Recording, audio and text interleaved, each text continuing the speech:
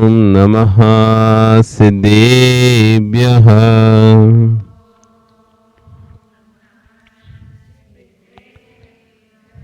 तिर्यणि रम्यूणबठ्यमाणं परमपाणं जिणं तिसोदेण बोच्छामि रेण सारं सायार्णयाणधम्मीळं।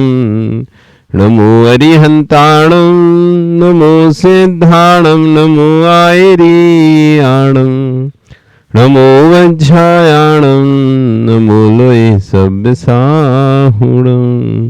बोले अनंत नंसी परमेष्टि भगवान की, आदिब्रह्म आदिनाथ भगवान की, वर्तमान शासन महावीर भगवान की, आचार्य श्री 108 कुंद कुंद स्वामी महाराज की, आचार्य विश्व सागर जी महाराज की, अहिंसा में विश्व धर्म की।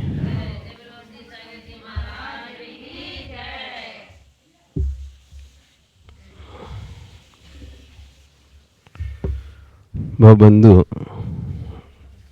वर्तमान शासन न्यायिक वर्धमान स्वामी के शासन में हम सभी विराजते हैं। आचार्य भगवान कुंद कुंद स्वामी ग्रंथराज रेणसार जी,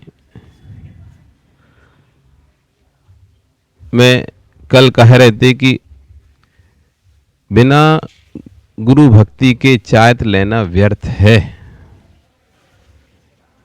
उसी बात को आज आगे करते हुए आचार्य भगवान उपदेश न देते हुए कहते हैं, जिसे गुरु बनाया था पहले सोचना चाहिए था। कल थे गुरु बनाने से पहले सोचो, गुरु बनाने के बाद फिर सोचने की जरूरत नहीं है। तो गुरु जिसे गुरु बनाया था पहले सोचना चाहिए था। गुरु से पट नहीं रही ध्रुव सत्य है, कहीं ना कहीं तेरा गुरु खड़ा है। ये बात पक्का है कि जिसकी अपने गुरु से नहीं पट रही या माता पिता से नहीं पट रही जिस बच्चे की, तो कहीं ना कहीं उसका अहंकार खड़ा हो जाता है खुद का, कि हम भी कुछ हैं, हमारा भी कुछ अस्तित्व है। इस उद्देश्य से वो हम भी कुछ हैं, हमारा भी कोई, हाँ थोड़े आगे,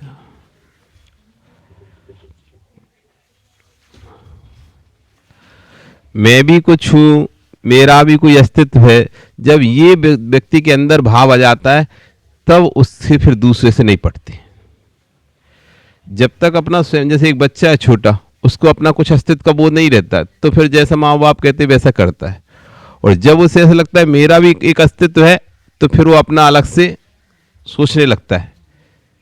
घर में भी जब तक दो भाग नहीं होते, जब तक वो सामने वाला अपना अस्तित्व नहीं बनाता, और जहां से लगना मेरा अस्तित्व बनना चाहिए कुछ, तो घर में दो बंटवारे होने लगते हैं। सामान वैसे रहता नहीं, ठीक चल रहा है, मम्मी पापा हैं तो चल रहा है, सब उनके उस पर चल रहा है, हम उन्हीं के अनुसार चलेंगे। जब तक ऐसा भाव चलता है तब तक तो अस्तित्व बनता ही नहीं है। तो जो मम्मी पापा कहें वो करना है।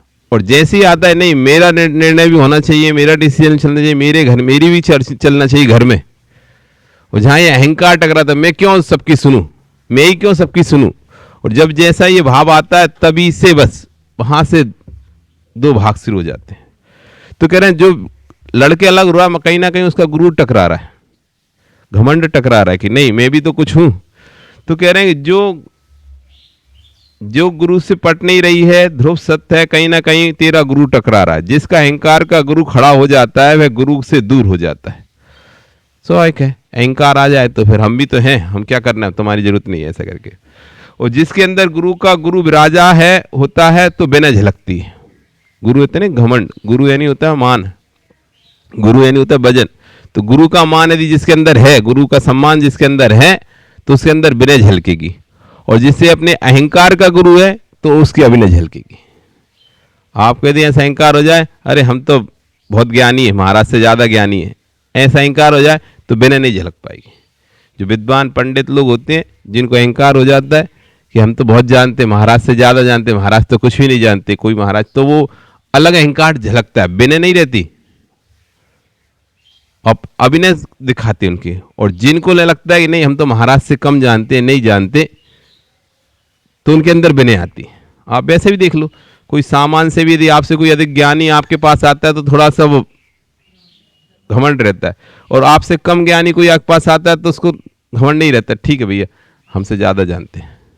तो जहाँ ऐसा भाव आ जाए कि हम ज़्यादा जानते हैं तो वहाँ काम खत्म। वह शिष्य कभी दूर नहीं हो सकता जिसके अंदर गुरु विराज जाए, गुरु का गुरु विराज जाए, गुरु का सम्मान जिसके अंदर आ जाता है वह शिष्य कभी भी गुरु से दूर नहीं हो सकता। गुरु कितनी ही दूर रहे परंतु शिष्य को गुरु से दूर नहीं होना चाहिए। गुरु कितना ही दूर रहे लेकिन शिष्य को गुरु से दूर नहीं। गुरु भले खबर ना ले लेकिन शिष्य को आज्ञा लेते रहना चाहिए, शिष्य को आज्ञा लेते रहना, शिष्य को खबर लेते रहना चाहिए। तो कह रहे हैं गुरु कितना ही दूर रहे लेकिन शिष्य को गुरु से दूर नहीं होना चाहिए। शिष्य को गुरु से दूर मतलब समय समय पर हर कार्य की अनुमति लेना, कोई भी कार्य करके पूछ पूछ के कार्य करना, ये कहलाता है शिष्य का गुरु से दूर नहीं होना। गुरु तो ऐसा है नहीं कि सारे शिष्यों को साथ में लेके घूमेगा। जितने भी आचार्य हैं सबने अपने शिष्यों को प्रभावना के लिए भेजा है। स्वयं आचार्य विश्वसारी अपने गुरु को छोड़कर प्रभावना के लिए निकले, तभी तो आज इतना प्रभावना कर पाए। यदि गुरु के साथ रहते तो कहां से कर, लेकिन दूर हुए, लेकिन दूर नहीं हुए।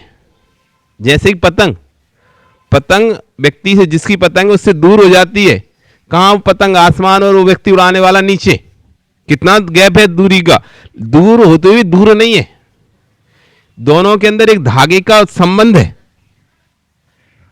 देखने में लग रही कि पतंग आसमान में है, उड़ाने वाला नीचे है, लेकिन क्या दूर होने पर वो दूर है? यदि दूर हो जाते तो क्या पतंग उड़ पाती? दूर हो जाती तो क्या पतंग उड़ पाती? नहीं उड़ सकती थी। पतंग उड़ रही है इसका मतलब ही दूर नहीं है। एक संबंध है, वो दिखाई नहीं, अपन को दूर से दिखाई नहीं देता। वो धागा इतना पतला रहता है ना, पतंग का धागा, डोर, मंजा इतना बारीक रहता है और ऐसा पारदर्शी रहता है कि दूर से समझ में नहीं आता कि धागे से किधर से उड़ाने वाला कहां खड़ा हुआ है। पतंग तो उड़ दिखती है लेकिन उड़ाने वाला नहीं दिखाई देता अपन को कि कहां इसकी धागा कहां पे लगा हुआ है, कहां से उड़ रही है। लेकिन पतंग उड़ रही है इसका मतलब ही है कि कोई धागा पकड़े हुए है। दिखे नहीं दिखे जरूरी नहीं है। साधना साध विज्ञानम अनुमानम, साधन से साध्य का ज्ञान हो जाता है। चाहे वस्तु दिखे नहीं दिखे, यदि आपको वहां पर धुआं उठते दिख जाएगा तो आपको ज्ञान हो जाएगा आग लगी हुई वहां पे। अब आप कहोगे आग तो दिखी नहीं, तुमने कैसे जान लिया? अरे धुआं बिना आग के होते नहीं है ना, धुआं बिना आग के होते नहीं है। धुआं है तो नियम से आग है। तो साधन से अपन ने साधन कर, अब पतंग उड़ रही है इसका मतलब ही है कि कोई उसका पकड़े हुए, उसको हैंडल कर रहा है, कोई उसको संचालन कर रहा है। यदि कोई संचालन ना करे तो पतंग तुरंत ही, जैसे पतंग कटती, कितनी देर पतंग कभी उड़ाई तुमने? उड़ाई पतंग? कटी पतंग? भजन में नहीं। हाँ, नहीं तुम सोचो भजन में पूछ रहे, नहीं तो मेरी तो पतंग उड़ गई, वो वाली पतंग नहीं कर रहे, भजन वाली पतंग नहीं। वो सच्ची वाली पतंग उड़ाई ना, तो जब कट जाती तो क्या होता है, ऐसे ऐसे ऐसे करते करते और वो नीचे जाके झाड़ी में गिर जाती, कोई भी उसे लूट लेता है। लूट लेता है, फट जाती है ना। यदि धागे से बंधी है तो ना कोई उसे लूट सकता है, ना वो फट सकती, ना कट सकती। जब तक सही हाथों में वो रहती है तो नहीं होती। तो इसका धागा, पतंग उड़ रही है तो उससे अनुमान लगा लिया जाता है कि नीचे कोई उसको भले दिखाई नहीं दे रहा, इसकी डोर कहां पे जा रही है, कौन उसको उड़ा रहा है, क्योंकि बहुत ऊंची ऊंची तो पतंग उड़ती है और बहुत दूर दूर से उड़ती है, तो पता नहीं चलता। लेकिन अनुमान से लगा ले तो कोई ना कोई यहां पे पतंग उड़ा रहा है, कोई ना कोई नीचे व्यक्ति बैठा है। ऐसी शिष्य यदि उन्नति कर रहा है या शिष्य आगे बढ़ रहा है तो ये नियम से गुरु आज्ञा में है। गुरु इसको आज्ञा, गुरु के अनुसार चल रहा है तो दूर रहकर भी पास में, नहीं तो संग में रहकर भी दूर रहते हैं। संग में रहकर नहीं मान रहे बात गुरु की, वे कह रहे हैं ऐसा काम करना, चलो प्रवचन चलना, नहीं जाना। वो कह रहे ऐसा जाओ, इधर उठो, इससे बात कर, नहीं करना। तो संग में रहकर भी तो, घर में रहकर भी तो लड़का लड़ता है नहीं माँ बाप से, और बाहर रहकर, विदेश रहकर भी आज्ञा का पालन करता है नहीं करता। घर में रहकर भी लड़ाई करता है और बाहर रहकर भी आज्ञा का पालन होती नहीं होती बच्चे के द्वारा। जैसा तुम कहते हो हाँ माँ ठीक है हम अभी करते वो काम आपका कर दे रहे, तो बाहर रहकर भी पूरा काम कर रहा है और ये घर में रहकर आप पानी नहीं पिला रहा, ऐसा भी होता ही नहीं होता। तो पास रहने से कोई पास रहना नहीं होता, या दूर रहने से कोई दूर हो गया ऐसा नहीं होता। पास रहकर भी यदि कोई आज्ञा का पालन नहीं कर रहा, अवज्ञा कर रहा है, अभिनय कर रहा है, तो पास रहकर ही वो दूर है, और दूर रहकर भी कोई आज्ञा का पालन कर रहा है तो दूर रहकर ही वो पास है। तो ये यहां पे कह रहे हैं, देखो वो तक उदाहरण भी आ गया ही, गुरु कितनी ही दूर रहे परंतु शिष्य को गुरु से दूर नहीं होना चाहिए। तू ध्यान रख, तू पतंग है, जब तक मंजा है तब तक गगन में पतंग उड़ रही है, जब मंजा टूटा सो पतंग का क्या होगा, क्या होगा, पतंग का पतन ही होगा, गिरेगी नीचे, फिर तो झाड़ी में उलझकर गिरेगी। ये मैं स्वयं अनुभव कर रहा हूं कि जो शिष्य गुरु के आशीष के तले जी रहे हैं वे गगन में उड़ रहे हैं, कहीं भी चले जाएं उनको कोई भी टेंशन नहीं होती, और जो गुरु से टूट गए वे पतंग की भांति झाड़ी में उलझ गए। गुरु कृपा जब होती है तो सब विद्याएं अपने आप झलकती है, सारा ज्ञान आता है, ये तो बिल्कुल सत्य है। आप बिल्कुल भी कुछ नहीं जानते हो, यदि गुरु के आशीष आपके पास आ जाए और धीरे धीरे वो पढ़ाते रहो और आप पढ़ते रहो, बस कैसे विद्या आती पता नहीं चलता, कैसे ग्रंथ के ग्रंथ हमारे सारे जितने और भी महाराज हमारे साथ आए, हम तो फिर भी थोड़ा बहुत धर्म का पढ़े थे, लेकिन जो और आए उनको तो धर्म की ABCD भी नहीं पता थी क्या होता है धर्म। लेकिन धीरे धीरे देखते देखते सभी हम लोग इतने इतने ग्रंथों को रट लिए, ऐसे कंठस्थ हो गए, 10-10 ग्रंथ ऐसे कंठस्थ फटाफट फटाफट सुना देते थे, सब जितने भी सात ब्रह्मचारी सब देखते देखते, नहीं तो वैसे नवकार के अलावा किसी को कुछ आता ही नहीं था। ये गुरु कृपा का महत्व है। बस सने सने गंथा, सने सने कंथा, सने सने गंथा। आप सूटर वगैरह बुनते ना, धीरे धीरे बुनते रहते हो फ्री में। अब तो बुनना शायद बंद हो गया, लेकिन पहले सारी माताएं सूटर बुनती रहती फिर, बस ये समय आ गया सूटर का, पहले से बस लगी रहती थी, और फ्री टाइम हुआ कहीं बातें कर रही हैं, उनका चल रहा है, बातें कर रही हैं, दोपहर में बैठ गई बातें करेंगी, और इधर सूटर की दोनों सिलाइयाँ चल रही, 2 सिलाई 4 सिलाई सब चल रही हैं धीरे धीरे, और धीरे धीरे कर आज इतना सब बुना, फिर कल इतना हो गया, फिर कितना हो गया, अब इतना आगे का बन गया, अब पीछे का बन गया, अब बाहें बन गई, ऐसे धीरे धीरे करते करते वो पूरी सूटर घर में ही बन जाती थी। बाहर से सूटर नहीं खरीदते थे कोई, बैठे बैठे बात ही बात में बस घर की चर्चाएं भी हो रही हैं और अपना काम भी चल रहा है, दोनों काम चलते रहते थे। तो हमने तो अपने घर में ही सूटर बनवा के, मतलब हमारे घर में ही सूटर बनाई, वो वाली सूटर पहनी जो ऊन से जो घर में बनते थे ना, वो वाली। तो पता नहीं चलता था कि वो बातें करते करते तो सने सने कंता और सने सने गंथा, और धीरे धीरे ग्रंथ पढ़ते जाओ तो पता चलेगा कि ग्रंथ पूरा हो गया, पूरे ही हो गए, पता नहीं चला कब पूरा हो गया।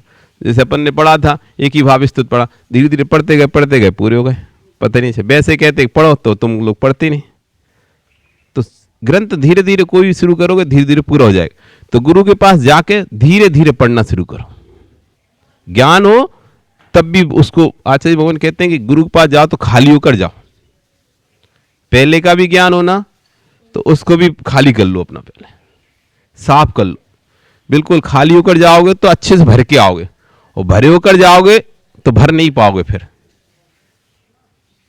भरे होकर जाओगे तो भर नहीं पाओगे, खाली होकर जाओ तो पूरे भर कर आओ। तो धीरे धीरे उनके सानिध्य में बैठकर ग्रंथों का अध्ययन करना चाहिए। जैसा गुरु कहेंगे वैसा चलोगे तो तुम पिछीधारी ही नहीं भगवान बन जाओगे। और क्या बताएं, और कितनी बड़ी बात कहें, जैसा जैसा गुरु कहें वैसा वैसा तुमने चला तो पिछीधारी नहीं, मुनि नहीं, भगवान बन जाओगे, साधु नहीं अरिहंत बन जाओगे। और जैसा गुरु ने जैसा कहा तुम उल्टे चलने लगे तो जो इंसान भी नहीं रह पाओगे। इधर भगवान बन जाओगे, जैसा गुरु कहें वैसा करोगे तो भगवान बन जाओगे, और जैसा भी कह रहे हो वैसा नहीं चल रहे तो इंसान ही रह जाओ, वही बहुत है, फिर तो चिरंजीव नरक गति मिलना है, मनुष्य नहीं मिलने वाली। जितने यहाँ पिता बैठे हैं, जितनी माँ बैठी हैं, आपसे मैं कुछ नहीं मांगता हूँ, बस इतना कर देना कि अपनी संतान, आपकी संतान धर्म सभा आगे बैठने योग्य बन जाए। आचार्य मुनि यही कह रहे, आप इतना करो, बस अपने बच्चों को इतना अच्छा संस्कार दो कि वो सिर उठाकर आगे बैठ सके अभिमान से। आप ऐसे संस्कार, इतना ध्यान रखो बच्चों के, नहीं तो उनके अंदर ऐसे संस्कार पड़ जाए कि वो अबक्ष खाने पीने लग जाए, तो फिर वो जो जिसके अंदर कमी होती है ना, वो आगे नहीं बैठता कभी भी। ध्यान रखना, जो गलत होता है उससे स्वयं तो पता ही रहता है ना, बल्कि दुनिया को नहीं पता। यदि वो शराब पी रहा है, मांस खाता हो या और भी सप्त व्यसनों का सेवन करता हो, वो व्यक्ति सभा में आगे नहीं बैठेगा कभी भी। वो पीछे साइड की कुर्सी पे बैठेगा, पीछे साइड बैठेगा, हिम्मत नहीं होगी उसकी आगे बैठने की। या कोई गलत काम कर दिया उसने, तो उसकी हिम्मत आगे बैठने की, पीछे बैठने की होगी। तो कह रहे हैं कि आपसे इतना ही, आचार्य कह रहे हैं कि इतना ही आप ध्यान रखो कि आप अपने बच्चों को ऐसे संस्कार दो जिससे वो धर्म सभा में आगे बैठ सके सिर उठाकर, कि नहीं हमारा कुल शुद्ध, जाति शुद्ध, हम शुद्ध। जब आचार्य विराग सार जी कमरे में बिठालकर पढ़ाते थे तो मुझे कुछ याद नहीं होता था, क्या करें, सबके दिन एक से नहीं। आचार्य श्री की स्थिति ऐसी थी, 6-6 दिन में एक श्लोक मुश्किल से याद कर पाते थे। याद ही नहीं होता था उनको, बुद्धि नहीं चलती, ज़्यादा ज्ञान नहीं होता, लेकिन बस गुरु पर आस्था थी, श्रद्धा थी। सबके दिन एक से नहीं होते। हे भगवान, ऐसे गरीब के दिन किसी के ना आए जैसे हमने देखे। आप समझो गरीबी किस बात की, स्लेट पर लिख लिख कर याद करता था, तब भी याद कुछ भी नहीं होता था। स्लेट पे बार बार लिख लिख के याद कर, तब भी याद कुछ नहीं होता था। परंतु इतना याद था कि गुरु चरणों की भक्ति नहीं छोड़ना चाहिए, गुरु चरणों की भक्ति नहीं छोड़ना चाहिए। जो गुरु कह रहे हैं वह सत्य है, मैंने जीवन में कभी किम या क्या नहीं कहा। ये सबसे महत्वपूर्ण चीज़ है। यदि आप अंतरंग से गुरु को स्वीकार करते हैं, फिर उन्होंने जो कहा है वो सब सही है। क्यों, कैसे, क्या, ये फिर नहीं आना चाहिए। फिर प्रश्न चिन्ह नहीं खड़े करना चाहिए, उनके निर्णय पर प्रश्न चिन्ह खड़ा नहीं करना चाहिए। जैसे हमने कोई कार्य किया, अरे महाराज जी को तो ज्ञान ही नहीं है, कोई को भी कुछ करते रहते हैं, देते रहते हैं, हमें पता हो व्यक्ति कैसा है। प्रश्न चिन्ह खड़ा मत करो आप।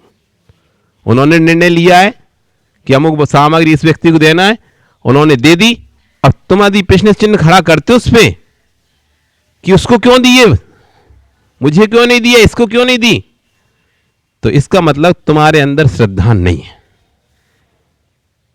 अरे हमने आपको पुस्तक दे दी, 4 लोग मांग रहे तो पुस्तक, हमने 4 लोग में से किसी एक व्यक्ति को पुस्तक दे दी, अब 3 लोग प्रश्न चिन्ह खड़ा कर रहे हैं, हमें क्या कमी थी, और जिसको दिए उसको तो उससे तो ज्यादा हम अच्छे थे, हमको देना चाहिए था। उनको महाराज जी जानते ही नहीं, सब किसी को भी कुछ दे देते। आपके अंदर श्रद्धा नहीं है। अभी आपको उस समय सोचना ही चाहिए था, चलो ठीक है, हम तो धर्म से जुड़े ही हैं, अब एक श्रावक और धर्म से जुड़ने की ओर अग्रसर हो गया। हम तो जुड़े थे, हमारे सारे त्याग हैं, नियम हैं, संयम हैं, हम तो जुड़े हैं धर्म से। यदि कोई एक और श्रावक जो धर्म से नहीं जुड़ा था और वो यदि थोड़ा सा भी जुड़ जाता है तो घाटा हुआ कि लाभ हुआ है।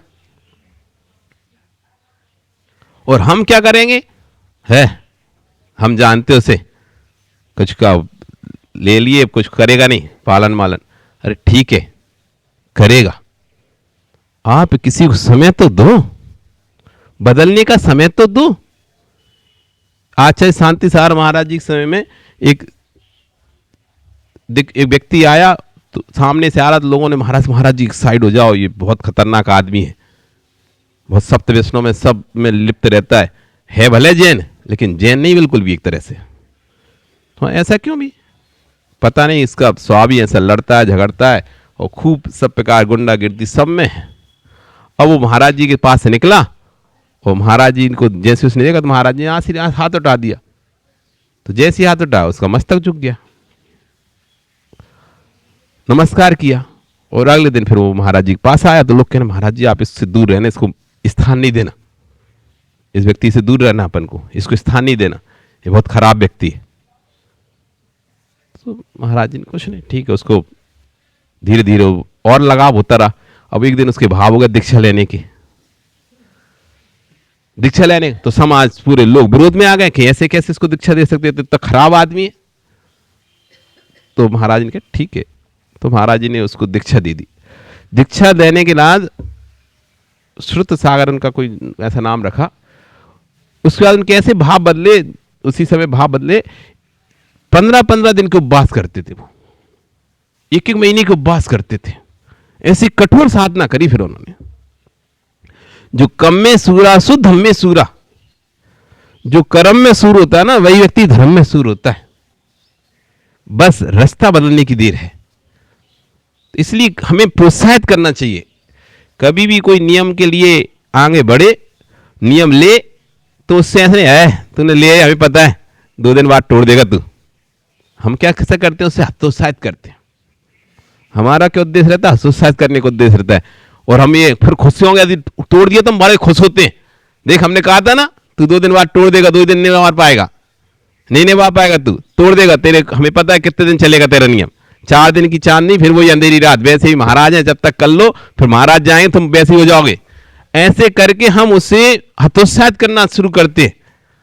देख लेंगे हम भी यहां, तुम भी यहां, कौन जा रहा है, हतोत्साहित करते।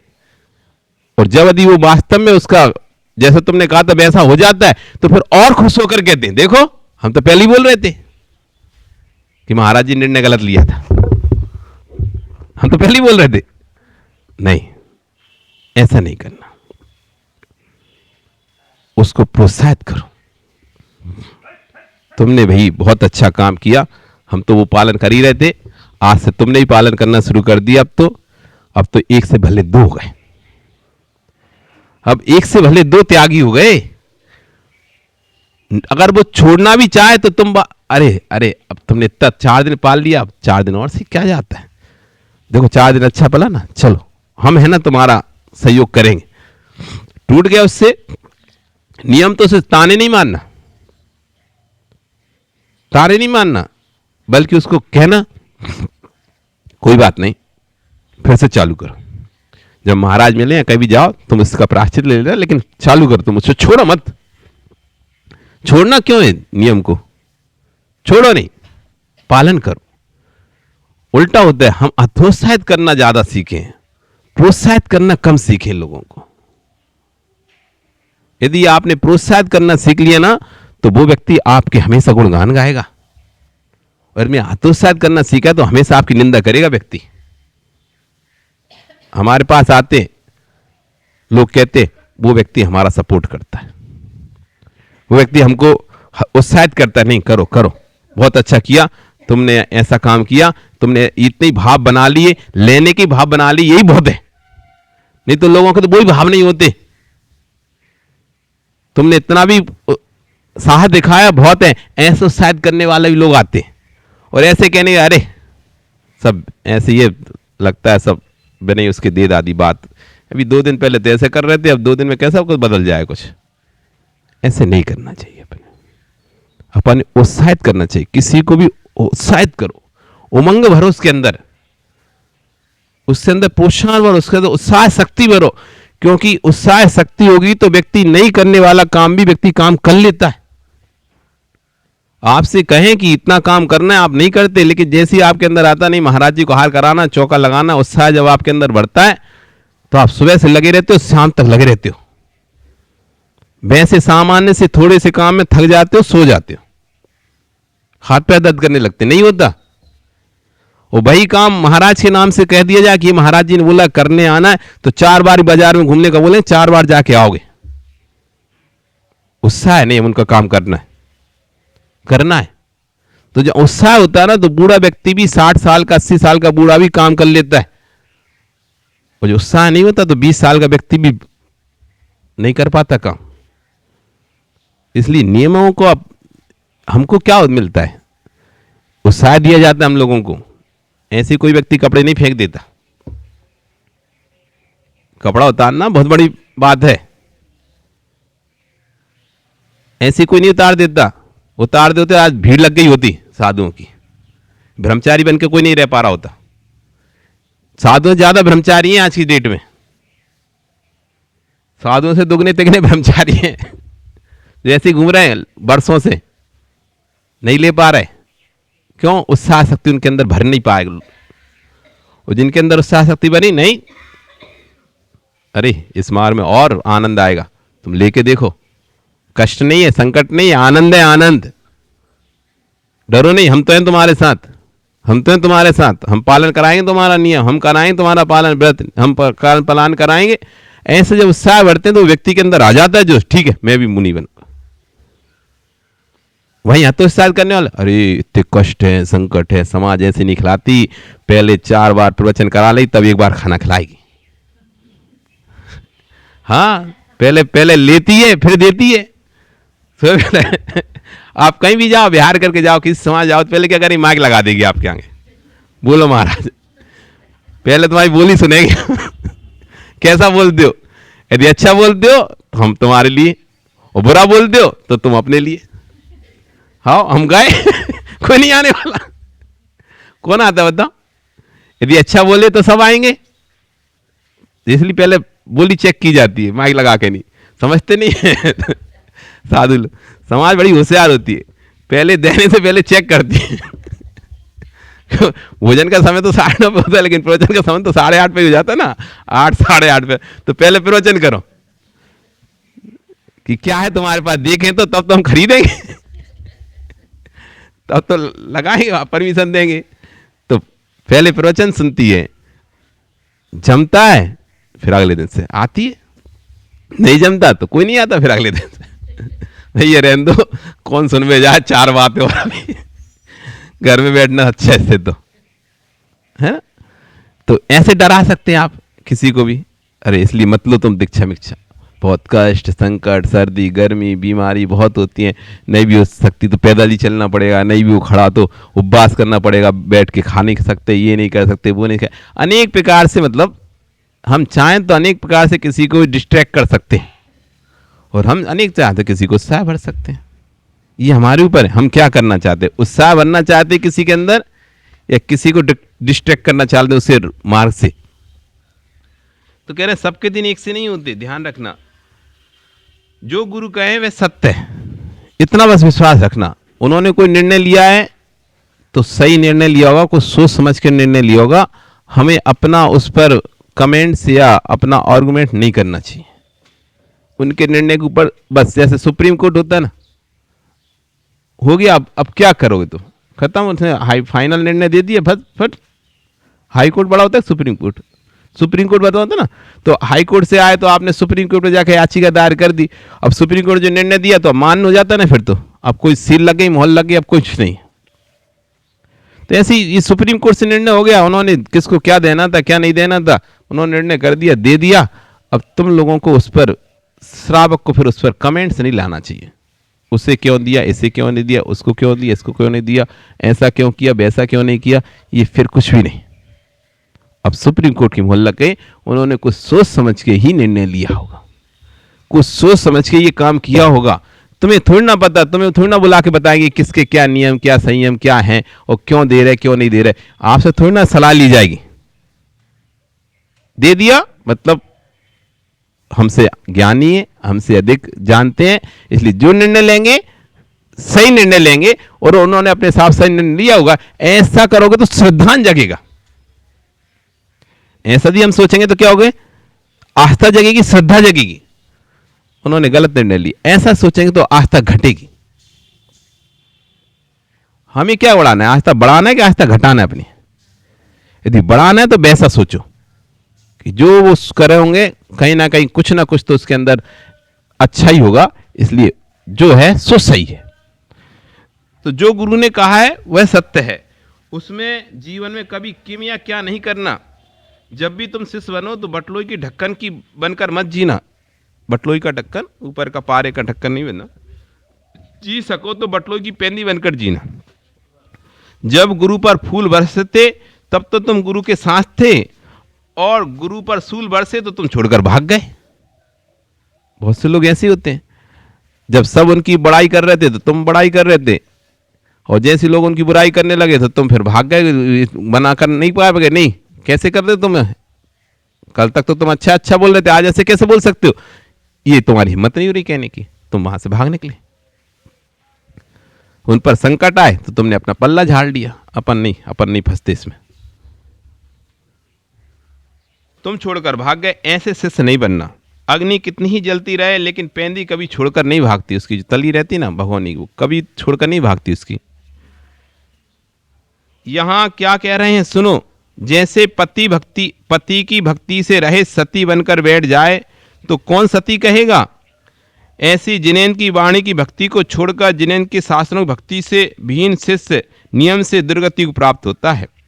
सारे परिग्रह छोड़ दिए हो, उसके संयम का पालन करता हो, बड़ी बड़ी तपस्या करता हो, लेकिन गुरु वाणी का विश्वास ना करता हो तो गुरु के मुख लगता हो, गुरु को जवाब देता हो, गुरु की अभिनय करता हो, उसे शिष्य कौन कहेगा?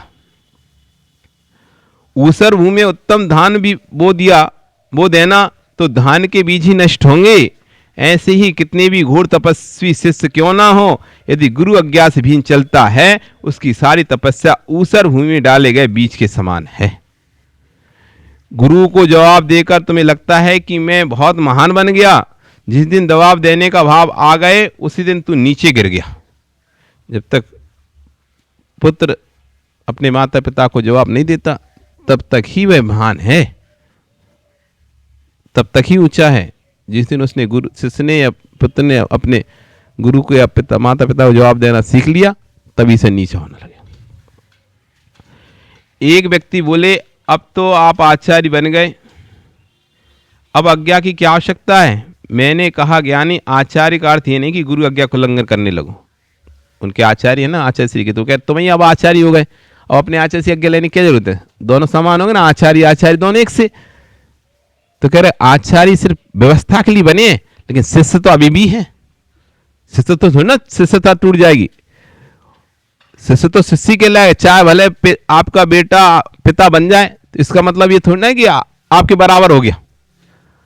माता पिता के बराबर बेटा पिता भी बन गया, उसके बेटे हो गए, तो इसका मतलब ये थोड़ी ना वो माता पिता के बराबर हो जाएगा। रहेगा तो फिर भी बेटे ही, कितना भी बेटे को जन्म दे ले वो, तब भी क्या रहेगा वो बेटा। दादा ही बन जाएगा तब भी वो बेटा ही रहेगा। बेटा भी दादा बन जाता ना, बेटे के बेटे हो जाते हैं तो उसकी भी शादी हो जाती है, उसके बेटे तो दादा बन जाता है। आचार्य का अर्थ है आचरण का पालन करना। जब मैं उनकी आज्ञा में रहूंगा तभी तो मेरे शिष्य मेरी आज्ञा में रहेंगे। जब आप अपने पिता की आज्ञा में चलोगे तो आपके बेटे आपकी आज्ञा में चलेंगे। यदि आप अपने पिता की माता पिता की आज्ञा में नहीं चल रहे, बड़े जनों की आज्ञा में नहीं चल रहे, तो फिर छोटा आपकी आज्ञा में कैसे चलेगा? वो तो ले पपड़िया दे पपड़िया, सीधी सीधी है साहब है। आप जैसे करोगे वैसा आपको मिलेगा। बेटा देखेगा कि बेटे माँ बाप की आज्ञा में चलते हैं, हमारे पापा मम्मी पापा की आज्ञा में चलते हैं, तो वो आपकी आज्ञा में चलेगा। वो देखेगा कि हमारे माता पिता की आज्ञा में नहीं चलते, तो जब उसकी शादी होगी तो वो भी आपकी आज्ञा में नहीं चलेगा। और आप पूछोगे तो कहोगे आप कब चलते थे जो आप हमसे अपेक्षा कर रहे हैं? आप कब चलते जो हमसे अपेक्षा कर रहे हो? हम तो उस समय वो वाली बात तो भूल जाते हैं कि हम तो अब माने नहीं थे बात। अब फिर हम रोते रहते हैं, बेटा हमारी बात नहीं मान रहा हमारी। अब थोड़ा भूत में तो जाओ ना, हमने कितनी बात मानी थी, हमने कितनी बात मानी थी जो आज हम ये रो रहे हैं कि वो हमारी बात नहीं मान रहा। हम वो बात तो भूल ही जाते हैं कि हमने तो बात मानी नहीं थी, और अब हम अपेक्षा कर रहे हैं कि हमारे बेटे हमारी बात माने, तो संभव ही नहीं है। जैसे ऊसर भूमि में डाला गया बीज व्यर्थ जाता है, ऐसे ही गुरु आज्ञा से भीन शिष्य की सारी तपस्या ज्ञान ऊसर भूमि डाले गए बीज के समान है। राजा से भीन राज्य, जिस देश समाज परिवार का मुखिया नहीं है उसका नियम से पतन होता है, ऐसी संघ का मुखिया गया तो उसका भी पतन होता है। निर्गंत आचार्य को भी अपनी समाधि पूर्व संघ संभालने के लिए आचार्य बनाने का आदेश आगम में देता है। मरने से पहले, समाधि होने से पहले दूसरे शिष्य को आचार्य बना दो, क्योंकि उनके जाने के बाद फिर क्या होगा? जब आचार्य कोई नहीं रहेगा तो आपस में शिष्य लड़ेंगे, हमें बनना है आचार्य, हमें बनना है आचार्य। जैसे घर में होता है, यदि माता पिता हिस्सा करके ना जाए, बंटवारा करके ना जाए, तो यदि चले गए ऐसे किसी को एक को बता के नहीं गए, मुखी बना के नहीं गए, तो फिर सब मुखी बन के चक्कर में बड़ी प्रॉपर्टी है तो लड़ाई होती है, झगड़ा होता है, मैं उसका मालिक, मैं उसका मालिक, मैं उसका मालिक। तो अपने सामने आचार्य कहते हैं कि अपने सामने ही पिता को पगड़ी बांध देना चाहिए बच्चों को। समाज बांधे बाद में तब बांधती रहेगी, लेकिन पिता को अपने सामने ही पगड़ी बांध देना चाहिए। कम से कम पिता के सामने बच्चों को पगड़ी बन जाएगी तो वो देख तो सकेगा कौन सा बच्चा होनहार है। लोग कहते हैं ना एक आचार्य की होती है, दूसरे और आचार्य बनाने की क्या जरूरत है, और आचार्य बनाने के। तो इसका तो आचार्य कहते हैं क्या माता पिता के होते हुए बेटा पिता नहीं बन सकता? क्या बनता है ना। ऐसी आचार्य अपने शिष्यों का आचार्य बनाता है और बनाकर उनको शिक्षा, और अच्छा है अपने सामने आचार्य बना रहा है तो कमी होगी तो कम से कम उनको संभालेगा ना कि भाई ऐसे नहीं करना पड़ता आचार्य बनने के बाद, ऐसे नहीं करना पड़ता आचार्य बनने के बाद, तो कम से कम उनको संभालने कोई हाथ तो रहेगा। उनके मरने के बाद आचार्य बने तो कौन संभालने वाला मिल रहा? पहले तो आपस में लड़ेंगे कि मैं पट्टाचारी, मैं पट्टाचारी, मैं आचार्य, मैं आचार्य, और जैसे तैसे कोई बन भी जाएगा फिर उसको संभालने कौन है?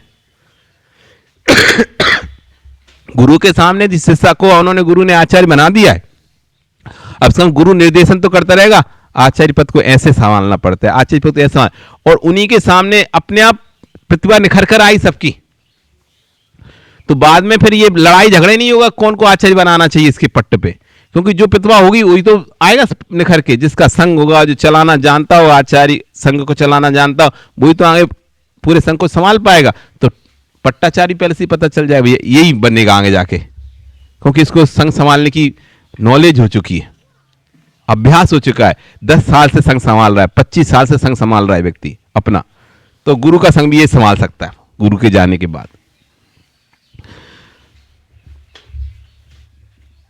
एक योग शिष्य को अधिष्ठ निर्गंत आचार्य को अपनी समाधि स्फूर्त संघ संभालनी तो आचार्य मानने का आदेश आगम देता है। एक योग शिष्य को अधिष्ठित करो, अन्यथा इन बेचारे शिष्यों का क्या होगा?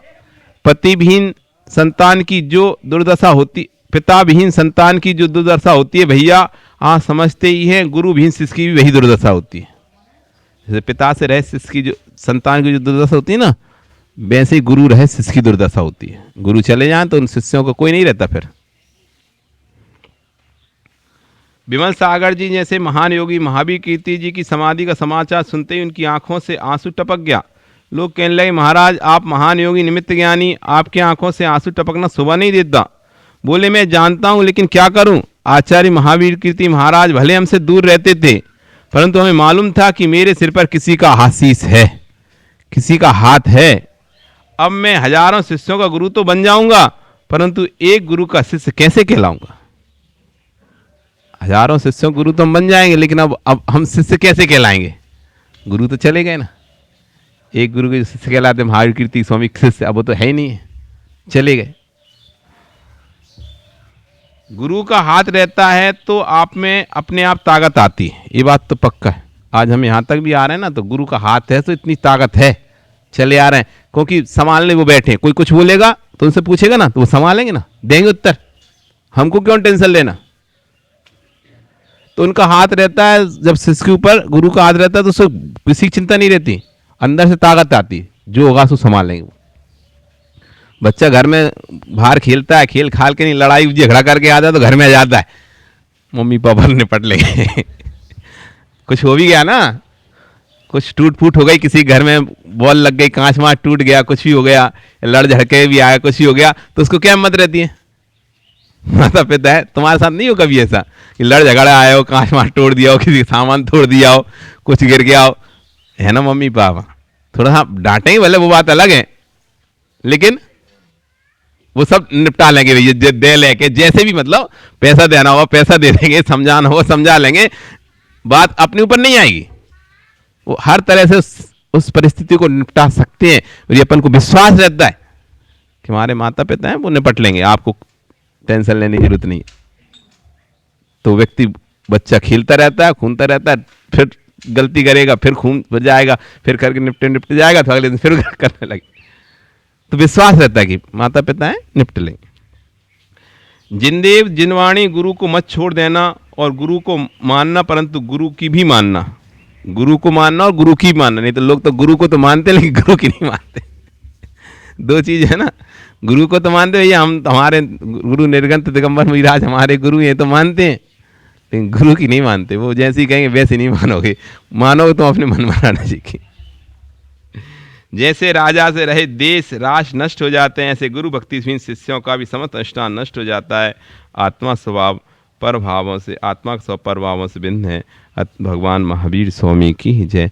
आपका समय हो गया। कल यहाँ पर आचार्य कारण बिना कार्य नहीं होता, इस बात पर बहुत गहन चर्चा करेंगे कि जो भी कार्य हो रहे हैं, कोई ना कोई उसके पीछे कोई ना कोई कारण होता है, बिना कारण के कोई भी कार्य नहीं हो। उस पर चर्चा करेंगे। आपका समय हो गया। नमो अरिहंताणो, नमो सिद्धः, नमो आर्याणो बुद्धय, नमो जिनवाणी स्तुति।